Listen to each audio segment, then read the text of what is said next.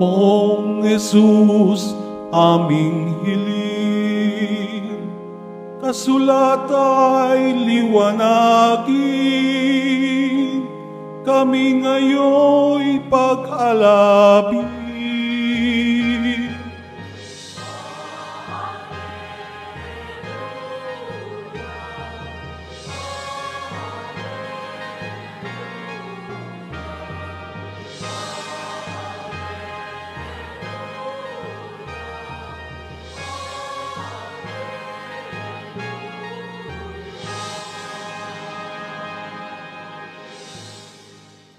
Sumainyo ang Panginoon.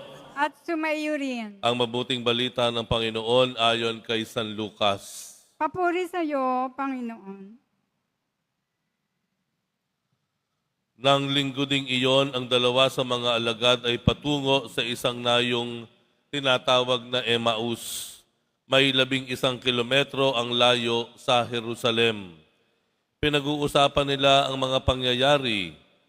Samantalang nag-uusap sila at nagtatanungan, lumapit si Jesus at nakisabay sa kanila.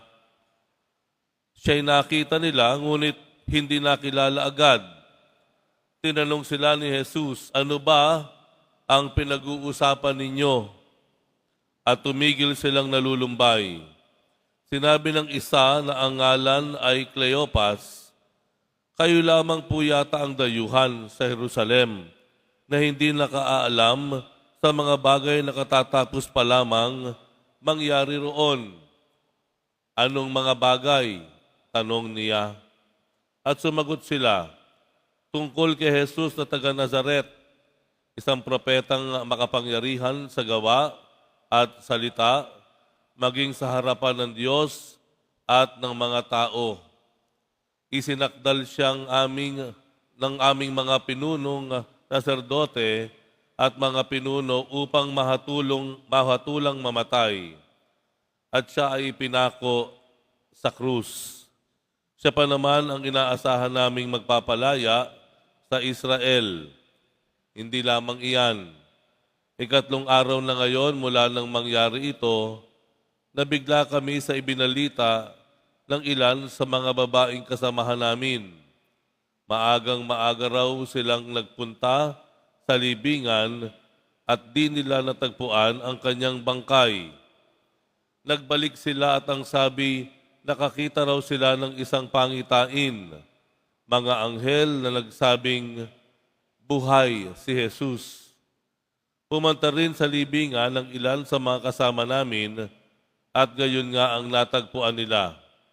Ngunit hindi nila nakita si Jesus. Sinabi sa kanila ni Jesus, kay hahangal ninyo, ano't hindi ninyo mapaniwalaan ang lahat ng sinabi ng mga propeta. Hindi ba't ang Mesiyas ay kailangang magbata ng lahat ng ito bago niya kamtan ang kanyang marangal na katayuan? Ipinaliwanag sa kanila ni Jesus ang lahat ng nasasaad sa kasulatan tungkol sa kanyang sarili simula sa mga aklat ni Moises hanggang sa sinulat ng mga propeta. Malapit na sila sa nayong kanilang patutunguhan at si Jesus ay waring magpapatuloy pa ng lakad. Ngunit siya'y pinakapigil-pigil nila. Tumuloy na po kayo rito sa amin, anila, sapagkat palubog na ang araw at dumidilim na. Kaya't sumama nga siya sa kanila, nang siya'y kasalo na nila sa hapag, dumampot siya ng tinapay at nagpasalamat sa Diyos. Saka pinaghati-hati at ibinigay sa kanila. Nabuksan ang kanilang paningin at nakilala nila si Jesus, subalit ito'y biglang nawala at nawika nila. Kaya pala gayon ang pakiramdam natin habang tayo kinakausap sa daan at ipinapaliwanag sa atin ang mga kasulatan. Noon di tumindig sila at nagbalik sa Jerusalem. Narat na nilang nagkakatipon ng 11 at ibang mga kasama nila na nag-uusap-usap. Muli ngang nabuhay ang Panginoon, napakita kay Simon. At isinalaysay naman ng dalawa ang nangyari sa daan at kung paano nila siyang nakilala nang paghati-hatiin niya ang tinapay.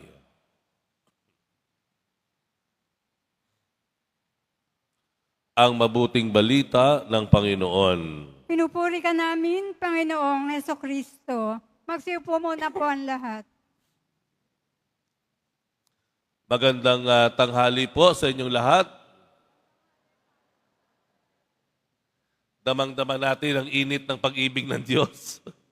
Sa araw na ito, tayo ay pinagpala sa kabila ng lahat, binabasbasan ng Diyos. Kaya let us bless one another. Sabihin natin sa ating mga katabi, God bless you.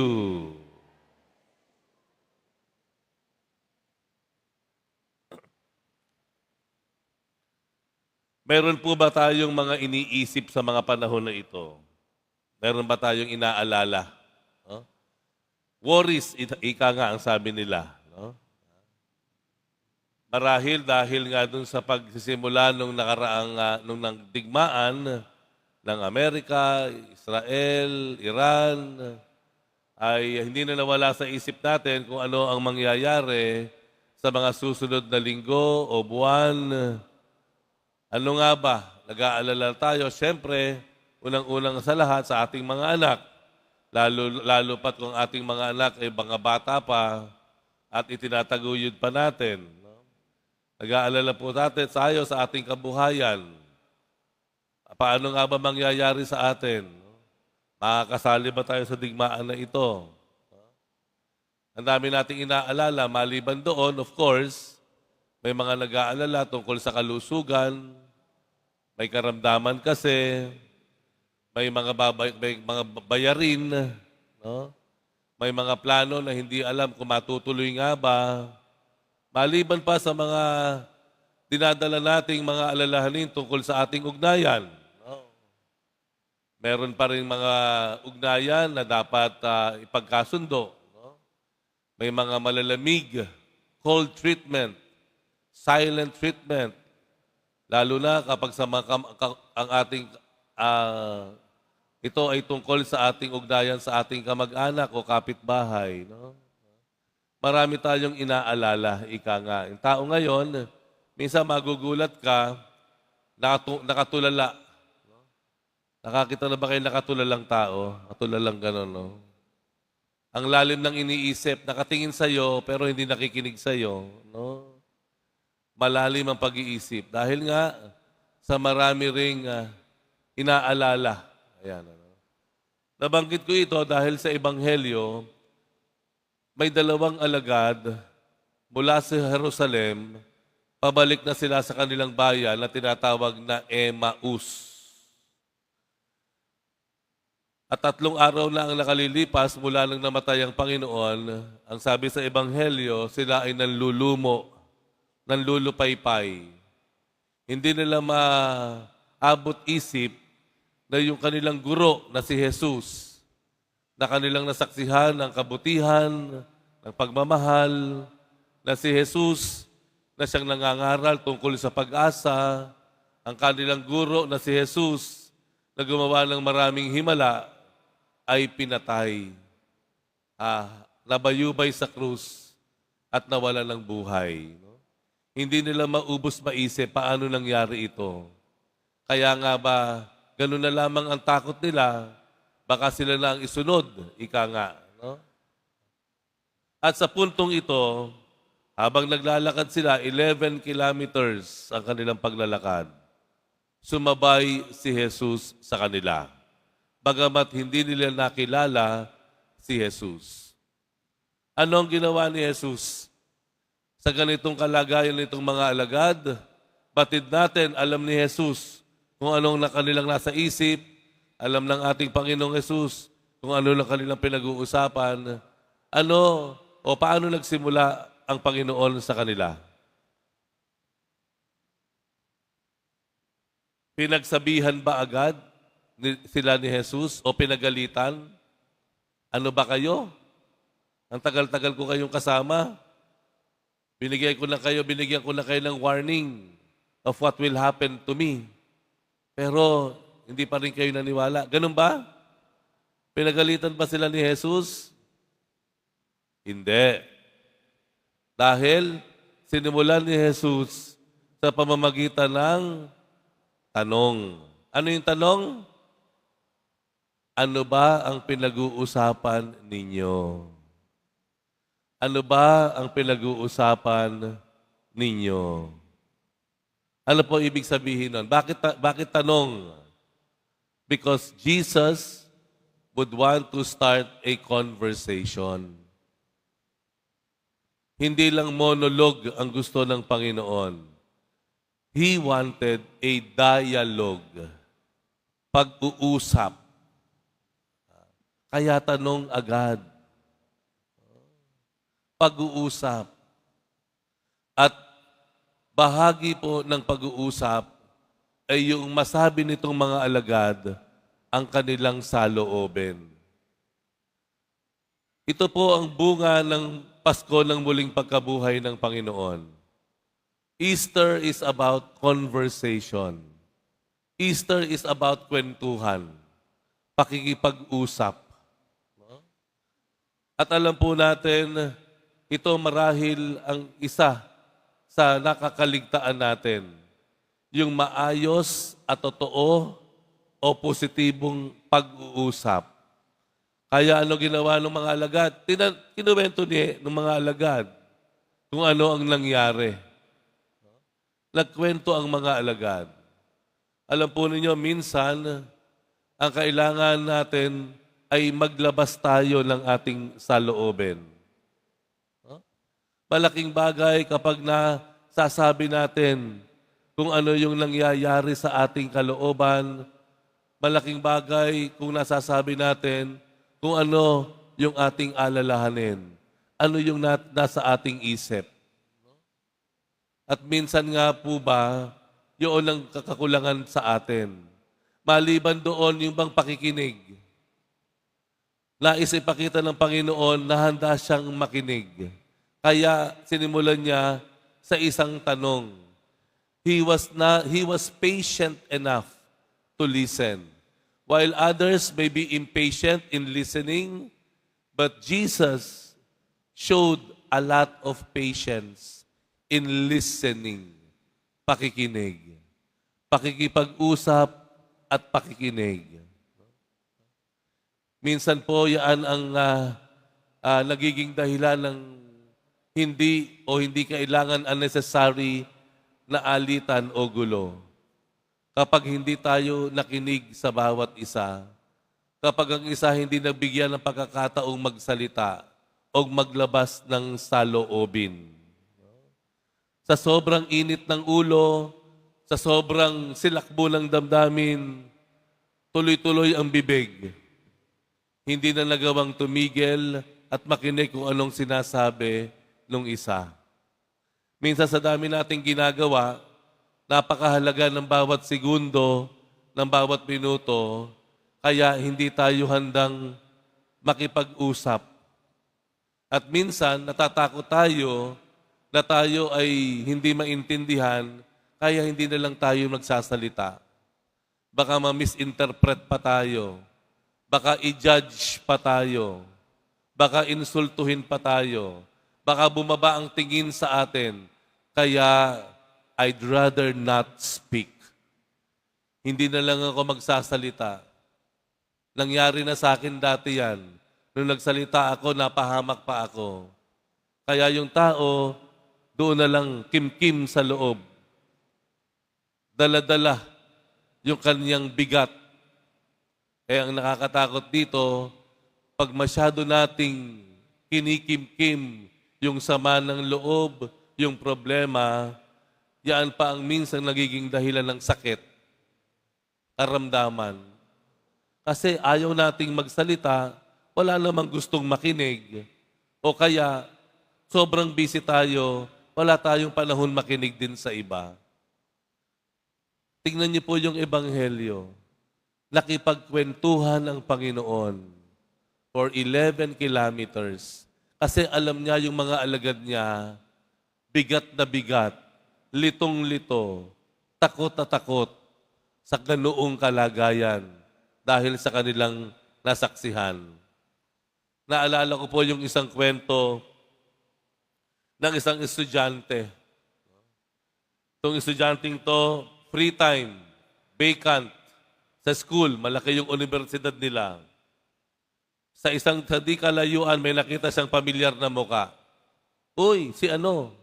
Ang ginawa nitong estudyante, nilapitan niya yung isang kaibigan niya na naglalakad din at kinumusta niya. At yung kumustahan na yon, tumuloy sa kwentuhan. And they started to have a long conversation. Pagkatapos ng matagal nilang kwentuhan, doon sa kanilang paaralan sa universidad, naghiwalay na sila. Lumipas ang isang araw, kinabukasan, yung lalaking iyon na kanyang kinausap, hinanap siya. At nang makita siya, nagpasalamat. Maraming salamat. O bakit mo ako pasasalamatan? Kahapon, di ba, nilapitan mo ko? Oo, normal naman yun. Alam mo ba, nagtapat yung ikalawang lalaki. Alam mo ba, kahapon, ako ay papunta na sa aking tinitirhan. At ako ay nagpaplano ng tapusin ang buhay ko. Ako ay magpapakamatay na. Mabigat na ang aking dinadala, wala na akong makausap. Maraming salamat dahil lumapit ka sa akin. Maraming salamat sa oras na binigay mo at nakipagkwentuhan ka sa akin. At alam mo ba, yun ang naging dahilan para ako ay mag-isip uli at ako ay hindi na tumuloy sa aking plano. Itong kwentong ito ikinagulat ng unang lalaki na binanggit natin sa ating kwento. Yung kwentuhan at times saves life. It saves a day for someone. It makes a day for someone. Pakikipagkwentuhan.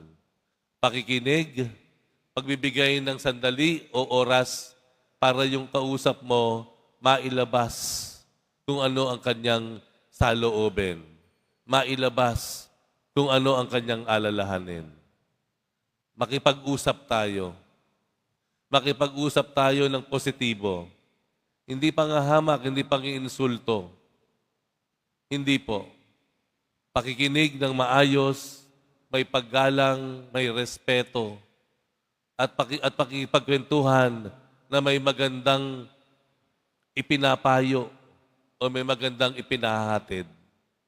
Ganyan ang Panginoon sa atin. He listens to us. Kaya minsan pag nagdadasal po tayo, maganda rin minsan na tumigil naman tayo. Hindi kailangang magaling kang magdasal para basbasan ka ng Diyos. Minsan nga mas kailangan pa nating makinig. Tumahimik lang at sabihin natin, Lord, speak to me. Your servant is listening. Minsan maganda yung gano'n, ano? Na tayo luluhod, tayo magdadasal, pupunta tayo sa simbahan, magmimisa tayo, hindi lang para ibuhos lahat, kung hindi maglaan tayo ng sandali para makinig sa Panginoon. Dahil meron din siyang gustong sabihin sa atin. Dialogue, hindi monologue. Pakikipag-usap. Paglalabas ng iyong saloobin, ngunit may kakayahan ding makinig doon sa ating kausap. Sino po sa mga kakilala natin ngayon ang hindi na natin nakakausap? Meron ba tayong iniiwasang makausap? Meron ba tayong nakakaligtaan na kumustahin na sa mga araw na ito? Gaano ba ang ating kakayahan para magpasensya, pigilin lang ating sarili, manahimik muna at makinig naman sa iba?